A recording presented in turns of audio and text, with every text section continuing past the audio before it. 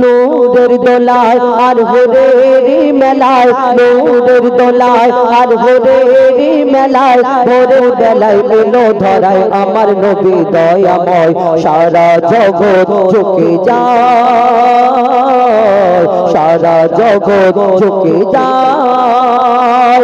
দুধের চাঁদ আমার প্রিয় মোহাম্মদ, দুধের চাঁদ আমার প্রিয় মোহাম্মদ, হয় তার কিশোরাত যেন আবে হায়াত নয়নে ছলকায়, মা আমিনা সেই নয়নে চুমা খায়, মা আমিনা সেই নয়নে চুমা খায়।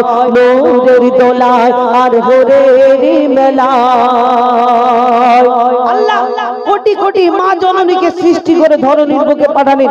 কত মা জননী, কত মহিলা এই দুনিয়াতে এসেছে, কিন্তু আমার আপনার নবী দো জাহানের বাদশা হুজুর আকরাম সাল্লাল্লাহু আলাইহি ওয়াসাল্লাম, তার আম্মা জান মা আমিনা, আল্লাহ তারাকে কি নসিব দান করলেন। কবি ছন্দের মাধ্যমে আরো কি লিখছে দেখুন, ওই স্বর্গরানী মা জননী আমিনা,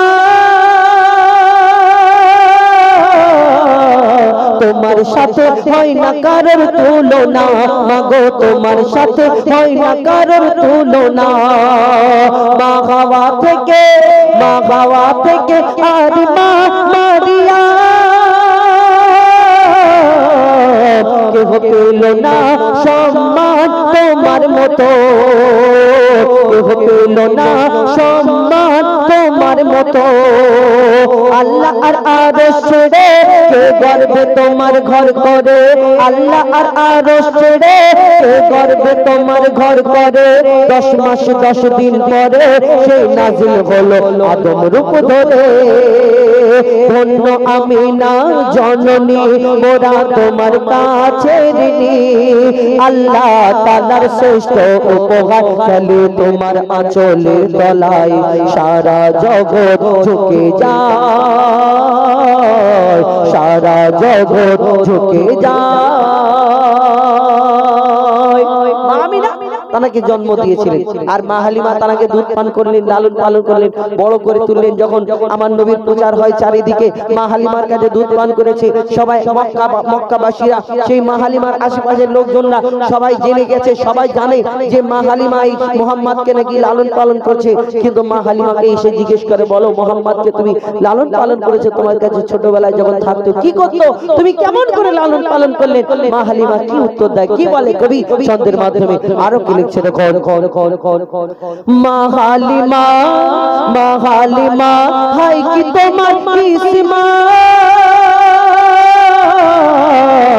তোমার বুকে দুধ পিয়েছে মোহাম্মদ, মাগো তোমার বুকে দুধ পিয়েছে মোহাম্মদ। কেমন ছিল বলো, কেমন ছিল বলো শিশু নবী করি,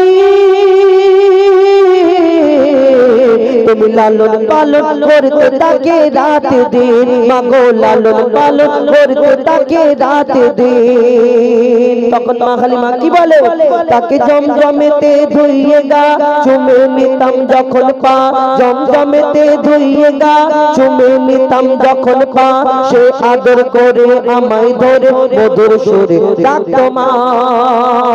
ও তার নূরেরই বদন যেন নরম মাখন, ও তার নূরেরই বদন যেন নরম মাখন, আর মিষ্ক আতর মাখা যেন সারা বদনময়, সারা জগৎ ঝুঁকে যায়, সারা জগৎ ঝুঁকে যায়। নূরের দোলায় আর ভোরেরি মেলায়। কবি নিজের মাকে উদ্দেশ্য করে বলেছে, এই দুনিয়াতে আমরা যে মায়ের গর্ভে 10 মাস 10 দিন জন্ম ধরে এই থাকার পরে দুনিয়ার মুখ দেখি, এই মা জননীকে উদ্দেশ্য করে বলছে। আপনি দুনিয়াতে প্রত্যেক মানুষকে একবার জিজ্ঞেস করুন না টাকার প্রয়োজন আছে কিনা, যা করে হোক টাকা আমার দরকার, এখন টাকা। কিন্তু এই দুনিয়াতে বড় লোক হওয়ার সবাই স্বপ্ন, কিন্তু তুমি যদি দুনিয়াকে 70 বার বিক্রি করে দাও তাহলে জান্নাতের একটা ইটের মূল্য হবে না সেই মায়ের পায়ের তলায় এই সন্তানের জান্নাত। তাহলে মা জননী জননীর কত দাম আমরা কোনোদিন চিন্তা করি না। এই মায়ের গর্ভে 10 মাস 10 দিন একটা পানিতে আমরা ভেসে থাকি, একটা পানিতে ভেসে থাকি মায়ের গর্ভে। মা যদি ভালো করে ঘুমায় না, মা ভালো করে খায় না, মা ভালো করে চিন্তা ভাবনা করে আমার সন্তানের কি হবে, বাচ্চাটার কি হবে, আমি যদি এটা করি আমার বাচ্চার ক্ষতি হবে। এই মা জননী 10 মাস 10 দিন ধরে কত খেয়াল করে, কত লক্ষ্য করে এই দুনিয়ার মুখ দেখায়। মা জননী কত দুনিয়া ছেড়ে চলে যায়। যদি মা ওই হসপিটালে ভর্তি থাকার পরে যখন বাড়ির লোকজনকে বলে হ্যাঁ গো তোমার বাচ্চা বাঁচবে, নালে তোমার হয় মা বাঁচবে নালে বাচ্চা বাঁচবে, তখন সেই বাড়ির লোকজন বলে যে মাটাকে বাঁচিয়ে নাও, আল্লাহ যদি চায় পরে আবার বাচ্চা কাচ্চা, এই বলে। কিন্তু ওই মা জননীকে গিয়ে যদি বলে যে হয় তোমার বাচ্চা বাঁচবে নালে তুমি বাঁচবে, তখন সেই মা জননী হাসি মুখে পিক পিক করে হাসি দিয়ে বলে যে আমার বাচ্চাটা দুনিয়ার মুখ দেখুক, আমার যা পারে হয়ে যাবে।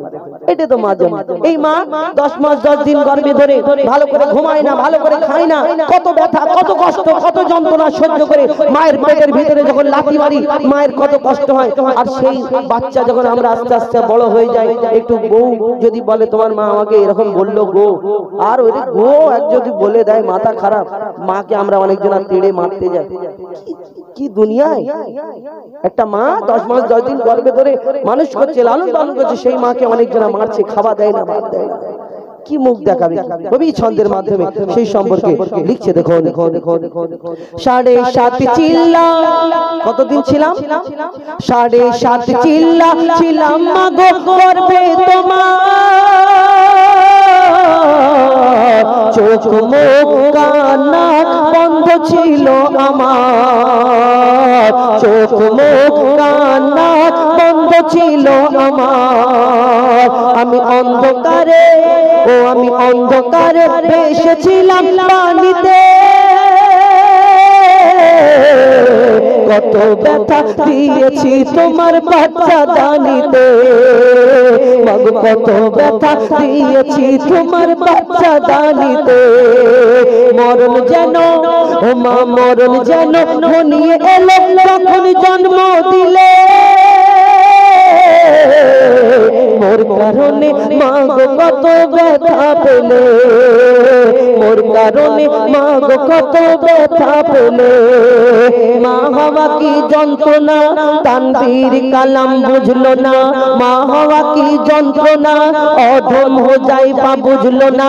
যতই থাক না তোমার সোনা দানা, মায়ের দেনা শোধা যাবে না। ও তোর মায়ের চোখেরই পানি জমজমের থেকে ও দামি, ও তোর মায়ের চোখেরই পানি জমজমের থেকে ও দামি। সন্তানের তরে যদি মায়ের অশ্রু ঝরে, খোদার আরশ কেঁপে যায়, সারা জগৎ ঝুঁকে যায়, সারা জগৎ ঝুঁকে যায়, সারা জগৎ ঝুঁকে যায়। আদমের কদম ধরে হাওয়া মা কেঁদে পড়ে, আদমের কদম ধরে হাওয়া মা কেঁদে পড়ে, গন্ধম খেয়েছে বলে দিল খোদা জুদা করে। আদমের কদম ধরে হাওয়া মা কেঁদে পড়ে, আদমের কদম ধরে হাওয়া মা কেঁদে পড়ে, গন্ধম খেয়েছে বলে দিল খোদা জুদা করে। আদমের কদম ধরে গো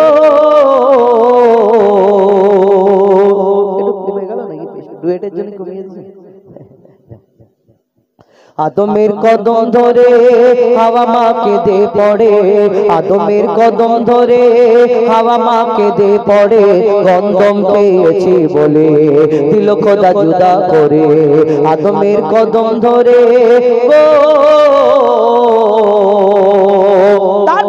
তারা সেখানে কি বলা করে কবি ছন্দের মাধ্যমে আরো কি লিখছে দেখো। মোরা দুজনাতে যখন ছিলাম জান্নাতে, মোরা দুজনাতে যখন ছিলাম জান্নাতে, শয়তান ধোঁকা দিয়ে বলে গন্ধম খেতে, শয়তান ধোঁকা দিয়ে বলে গন্ধম খেতে।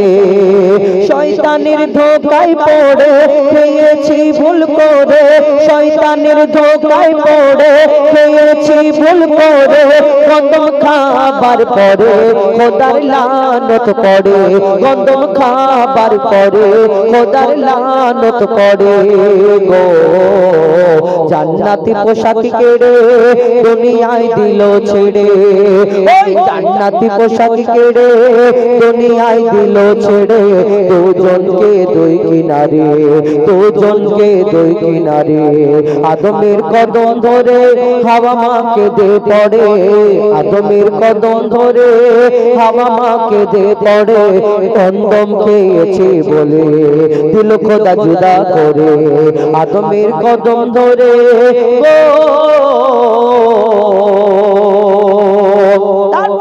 এই দুনিয়াতে আল্লাহ পিতা আদমকে যখন দুনিয়ায় পাঠালেন পিতা আদম সিজদা করে আল্লাহ ক্ষমা করে দিন আল্লাহ ক্ষমা করলেন না 300 বছর আল্লাহ আবার পিতা আদম চিন্তা করে আল্লাহ ওই আরশে মহল্লায় যে নাম লেখা ছিল আল্লাহর পাশে সেই নামে চিন্তা ভাবনা করে যখন আবার সেই নামের উসিলাতে ক্ষমা চায় আল্লাহ ক্ষমা করেছেন যদি 300 বছর ক্ষমা করলেন না কার এমন নাম লেখা কি লেখা ছিল কবি ছন্দের মাধ্যমে আরো কি লিখছে দেখুন 300 বছর ধরে কেঁদেছি কত করে 300 বছর ধরে কেঁদেছি কত করে কত চেয়েছি দোয়া ওরা সিজদায় পড়ে কত চেয়েছি দোয়া ওরা সিজদায় পড়ে চেয়ে দেখি ওই আরশে কার নাম লেখা খোদার পাশে চেয়ে দেখি ওই আরশে কার নাম লেখা খোদার পাশে কার নাম লেখা লা ইলাহা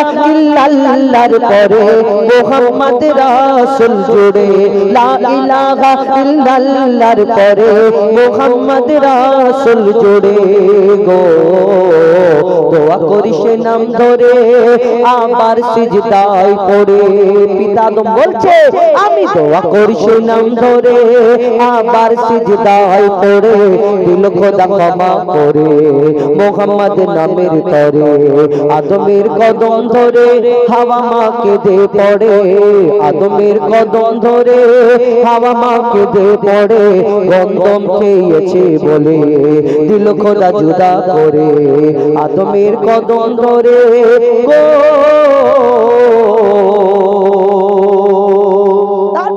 এখানে যত মানুষ উপস্থিত আছি আমরা সবাই মুসলমান দুনিয়াতে কত ধর্ম আছে হিন্দু ইহুদি বৌদ্ধ খ্রিস্টান শিখ ঈসাই প্রত্যেক ধর্মের মানুষ প্রত্যেক জাতির মানুষ প্রত্যেক মানুষ এই দুনিয়াতে সকলের একটা জন্মদাতা বাপ মা আছে আমাদের প্রত্যেক মানুষের চারটে করে বাপ মা কিসের চারটে বাপ মা একটা জন্মদাতা বাপ মা নিজের জন্মদাতা এবং একটা আমরা যখন বিয়ে হয় বিয়ের পরে আস্তে আস্তে আমাদের বড় হওয়ার পরে বিয়ে হওয়ার পরে আরেকটা আব্বাজি আম্মাজি বাড়ে মানে শ্বশুর শাশুড়ি আব্বাজি আম্মাজি অনেকজন ভালোবেসে মম ড্যাড বলে অনেক রকম ব্যাপার এই দুনিয়াতে আমাদের নিজেদের একটা পিতামাতা জন্মদাতা এবং বউর বাপ মা আব্বাজি আম্মাজি টোটাল চারটে বাপ মা প্রত্যেক মানুষ হিন্দু ইহুদি বৌদ্ধ খ্রিস্টান যে কোনো ধর্মে কিন্তু আমরা যারা মুসলমান আমাদের ছটা করে বাপ আরো দুটো কেমন এই দুনিয়াতে আমাদের একটা জন্মদাতা বাপ মা এবং শ্বশুর শাশুড়ি চারটে বাপ মা কিন্তু আমরা পিতা আদমকে পিতা বলি আর মা হাওয়াকে মা বলি কিন্তু কেন বলি আমাদের জন্ম দিয়েছেন দুধ পান করেছেন লালন পালন করেছেন না কিন্তু তাদের পিতা মাতা বলি কেন বলি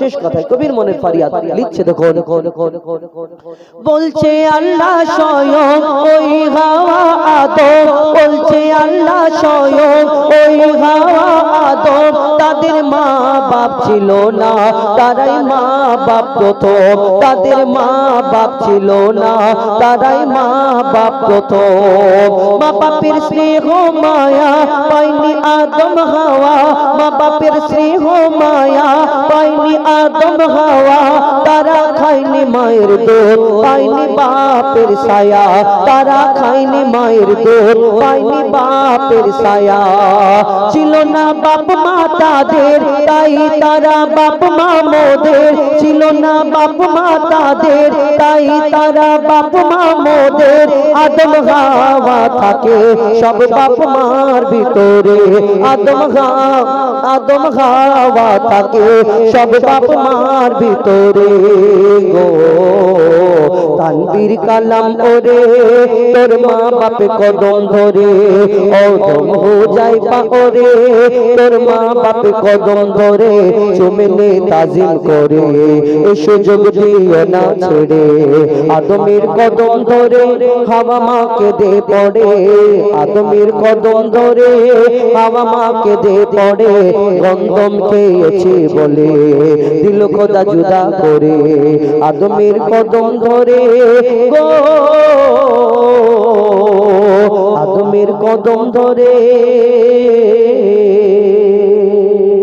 শুনে একটি ফরমাইশ আর একটি ফরমাইশ আপনাদের সম্মুখে শোনাই এরপরে মা বোনেদের যে ফরমাইশ সেটাও শোনাও মা আমিনার দোলাই দেখো তোলে মিমের ফল দলিয়া ঘরে পাবে না গো জাগার সমতল মা আমিনার দোলাই দেখো তোলে মিমের ফল দলিয়া ঘরে পাবে না গো জাগার সমতল মা আমিনার দোলাই দেখো তোলে মিমের ফল দলিয়া ঘরে পাবে না গো জাগার সমতল সে আসার পরে পড়ছে দেখো আসার পরে পড়ছে দেখো সারা জগৎ কো আসার পরে পড়ছে দেখো সারা জগৎ কোল কি পড়ে বলে লা ইলাহা ইল্লাল্লাহ মুহাম্মদ রাসূল লা ইলাহা ইল্লাল্লাহ মুহাম্মদ রাসূল মা আমিনার দোলাই দেখো তোলে মিমের ফল দুনিয়া ঘুরে পাবে না গো জাহার সমতল মা আমিনার দোলাই দেখো তোলে মিমের ফল দুনিয়া ঘুরে পাবে না গো জাহার সমতল মা আমিনা চিন্তা করে আল্লাহর তরফ থেকে কি খবর কবি ছন্দের মাধ্যমে আরো কি লিখছে দেখো পিতার ছায়া ছিল না মাথায় নবী জন্ম নিল যখন শুধু ছিল মা আমিনা ছিল না ভাই বোন শুধু ছিল মা আমিনা ছিল না ভাই বোন নবী জন্মকালে এতিম বলে মা আমিনা ভাবে আমি করব কেমন লালন পালন খোদা গো কি হবে আমি করব কেমন লালন পালন খোদা গো কি হবে তখনই এক খবর আসে শোনো আমিনা বিবি তখনই এক খবর আসে শোনো আমিনা বিবি তোমার কোলে নাজিল হলো খোদার শ্রেষ্ঠ নবী আল্লাহ স্বয়ং তার লালন পালন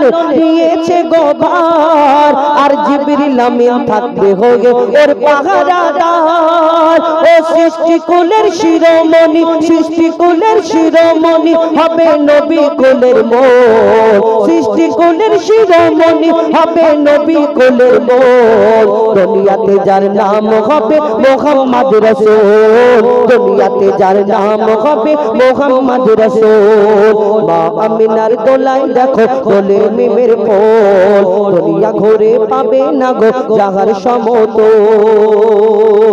আমার নবী দুনিয়াতে প্রচার করে যখন ইসলাম প্রচার করে দ্বীন প্রচার করে তখন অনেক বেদিন ইহুদিরা আমার নবীকে কষ্ট দিতেন আঘাত দিতেন এই দুনিয়াতে আমার নবী ইসলাম প্রচার করে একদিন এক ইহুদি এসে প্রশ্ন করে বলো মুহাম্মদ তোমার এই দুনিয়াতে তোমার আগে অন্যান্য নবীরা এসেছে কোন নবী মুর্দাকে জিন্দা করে দেখিয়েছে কোন নবী পশু পাখির ভাষা বুঝতে পারত কোন নবীর আশাবাড়ির কামাল ছিল এই দুনিয়াতে আমরা অনেক নবীর মর্যাদা শুনেছি কিন্তু তুমি মুহাম্মদ তুমি শেষ নবী তুমি এই দুনিয়াতে তোমাকে নবী বলে কেমন করে মেনে নিতে পারি শোনো তোমার কাছে একটা পরীক্ষা করতে চাই কি পরীক্ষা সেই ইহুদি পকেট থেকে একটা খেজুরের দানা খেজুরের আটি নিয়ে এসেছে আর এসে চিন্তা করছে একটা আজীব প্রশ্ন করব আজীব পরীক্ষা করব যেটা হওয়া সম্ভব নয় আর আমার আল্লাহ তো আমার দয়ার রাসূলকে কত ভালোবাসেন সেই ইহুদি সেই খেজুরের দানাটা আমার নবীর হাতে দিয়ে বলে শোনো মুহাম্মদ তুমি যদি সত্যিকারের নবী হও তোমাকে এই খেজুরের দানাটা দিচ্ছি তুমি আমার সামনে পুঁতে দাও আর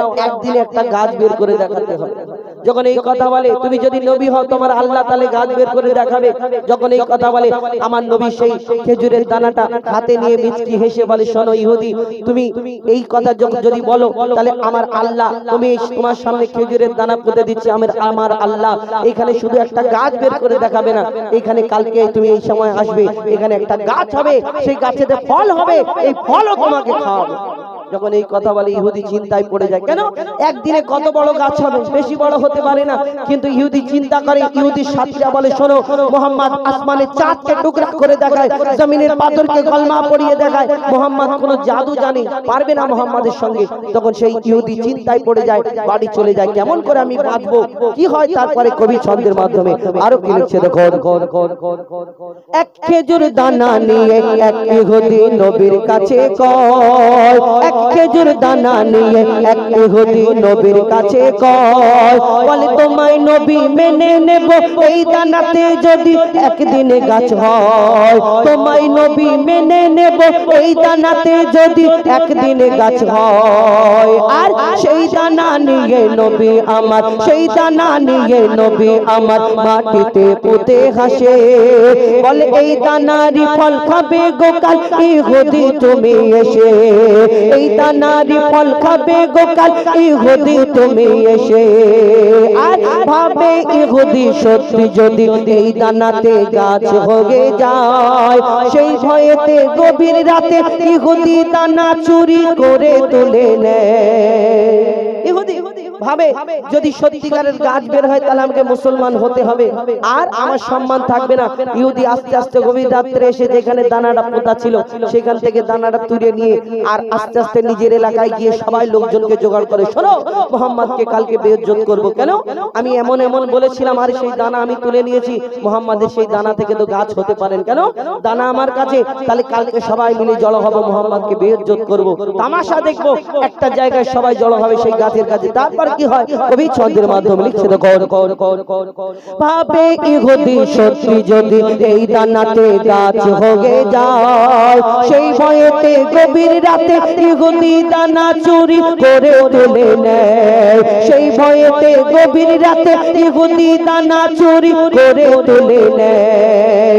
আর পরের দিনে সেই ইহুদি নবীর সাথে গাছ দেখতে যায়, পরের দিনে সেই ইহুদি নবীর সাথে গাছ দেখতে যায়, গিয়ে দেখে সেটাই গাছ হয়ে ফল ভরে রয়। সুবহানাল্লাহ বলে। আমার দয়ার নবীকে আল্লাহ কি সম্মান কি মর্যাদা দিলেন কবি ছন্দের মাধ্যমে আরো কি লিখছে দেখুন। পরের দিনে সেই ইহুদি নবীর সাথে গাছ দেখতে যায়, গিয়ে দেখে সেটাই গাছ হয়ে ফল ধরে রয়। নবী তাকে নিজের হাতে সে গাছের খেজুর খেতে দেয়, আর খেজুর খেয়ে বলে ইহুদি এর দানা কোথায়।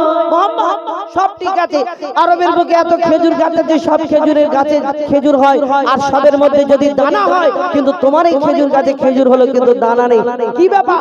যখন প্রশ্ন করে কি উত্তর দেয় কবি ছন্দের মাধ্যমে লিখছে দেখো। সেই খেজুর খেয়ে বলে ইহুদি এর দানা কোথায়।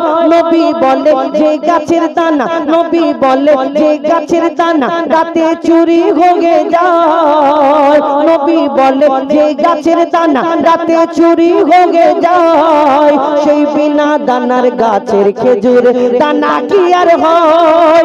ইহুদি তখন স্বীকার করে, ইহুদি তখন স্বীকার করে মোর নবীর কাছে বল, ইহুদি তখন স্বীকার করে মোর নবীর কাছে বল। আর কি বলে, তুমি খোদা সত্যি নবী মুহাম্মদ রাসূল, পড়ে লা ইলাহা ইল্লাল্লাহু মুহাম্মদ রাসূল।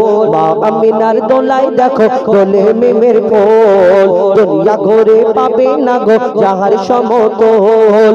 মা আমিনার দোলায় দেখো দোলে মিমের ফুল, দুনিয়া ঘুরে পাবে না গো যাহার সমতল। সে আসার পরে পড়ছে দেখো সারা জগৎ কোল, লা ইলাহা ইল্লাল্লাহু মুহাম্মদ রাসূল, লা ইলাহা ইল্লাল্লাহু মুহাম্মদ রাসূল। মা আমিনার দোলায় দেখো দোলে মিমের ফুল।